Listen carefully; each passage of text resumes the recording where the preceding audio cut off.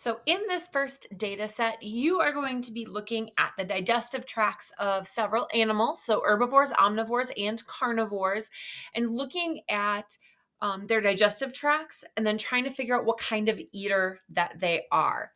So, what I would like you guys to do for this little activity is read the background information and define the following terms. So, carnivore, omnivore, herbivore, and detritivore. So, you might need to look up that one, but write your definitions down below.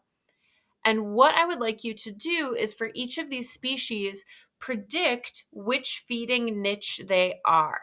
So, that word niche means role in the environment. That is your job. And what is the evidence that you have that they are that niche? So you might be thinking, girl, I don't know what these animals are. Well, it's because these are scientific names. So Panthera leo, that is actually a scientific name for a lion. And as we go down, we see Homo sapien. So that is you, which is kind of exciting that you're going to be looking at you. For example, Equus grevi is a zebra, a Grevy's zebra. But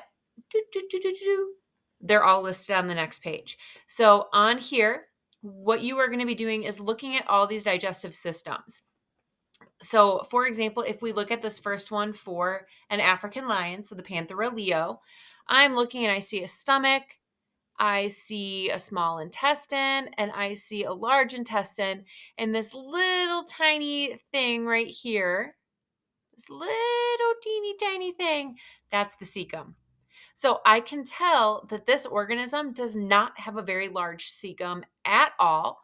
So I am going to guess that the feeding niche is that of a carnivore. And my evidence here, I'm going to write small cecum. I'm not going to do it with my mouse because I suck at writing with my mouse, but it has a small cecum. And you are going to go through and do that for every organism on this list. So African elephant, Grevy zebra, and so on and so on and so on. We've got a hedgehog, an aardwolf. They're pretty cool. So the cecums on these organisms are like these parts right here. So if we look at the digestive system, this little part that sticks off, that's the cecum. So this is the cecum on this one, and so on and so on. So I hope that helps for this activity. And when you are done, then you can move on to data set 2.